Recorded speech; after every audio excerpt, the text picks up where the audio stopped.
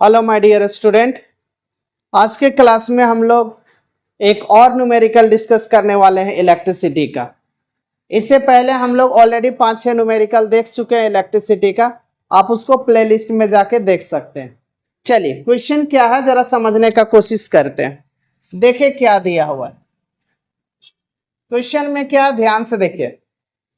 3 resistances of 2 Om, 3 resistance है, एक 2 ओम का है, एक 3 ओम का है और एक 6 ओम का है। आर कनेक्टेड इन, फर्स्ट में सीरीज में कनेक्ट किया। कैसे कनेक्ट किया? सीरीज में। और सेकेंड में पैरेलल में कनेक्ट किया। अब बोलता है कि जब आप इसको सीरीज में और पैरेलल में जब कनेक्ट करोगे तो उस समय इसका इफेक्टिव रेजिस्टेंस क्या होगा। मतलब अगर आप इसको सीरीज में कनेक्ट करेंगे उस समय इफेक्टिव रेजिस्टेंस क्या होगा, अगर आप पैरेलल में कनेक्ट करोगे उस समय इफेक्टिव रेजिस्टेंस क्या होगा, और फिर आपसे पूछा कि इसका रेशियो क्या होगा। ठीक है, तो हम लोग सीरीज कॉम्बिनेशन में देखते हैं।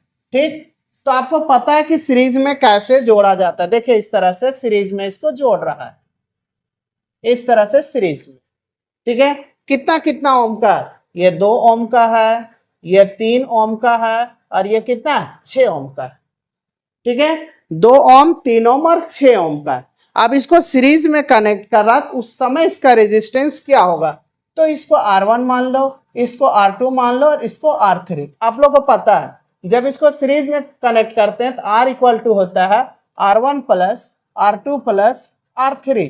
तो क्या होगा मेरे भाई, ये हो जाएगा RS लिख देते हैं जब सीरीज में कनेक्ट करेंगे। तो ये हो गया 2 + 3 + 6 मतलब 11 ओम। ये हम लोग का आंसर हो गया किसका, जब हम लोग सीरीज में कनेक्ट करेंगे। ठीक है, और इसी चीज को जब हम पैरेलल में कनेक्ट करते हैं, सेकंड में देखो, जब इसको पैरेलल में कनेक्ट करेंगे तो पैरेलल में कैसे कनेक्ट किया जाता है। देखिए इस तरह से, ये देखिए। ठीक है, इसका एक टर्मिनल एक तरफ होगा और इसका दूसरा टर्मिनल एक तरफ, इस तरह से ये पैरेलल में कनेक्ट। ठीक है, अब ये कितने ओम का है, 2 ओम का है। ये कितने ओम का है, 3 ओम का है।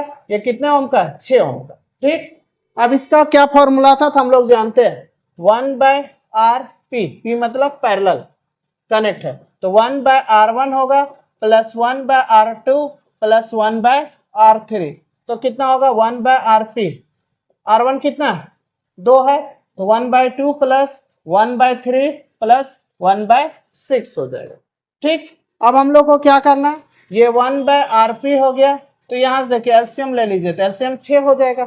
ठीक है, अब 6 2 का टेबल में कितना बार में आता है, 3 बार में, तो यहाँ 3 लिखेंगे, प्लस 6 3 का टेबल में 2 बार में आता है तो यहाँ 2 लिखेंगे, प्लस 6 6 का टेबल में 1 बार में आता है तो 1 लिखेंगे। ठीक है, तो ये कितना हो गया 1/RP इक्वल टू, यहां से बोलिए 6/6 काट देंगे तो कितना आएगा 1 आएगा।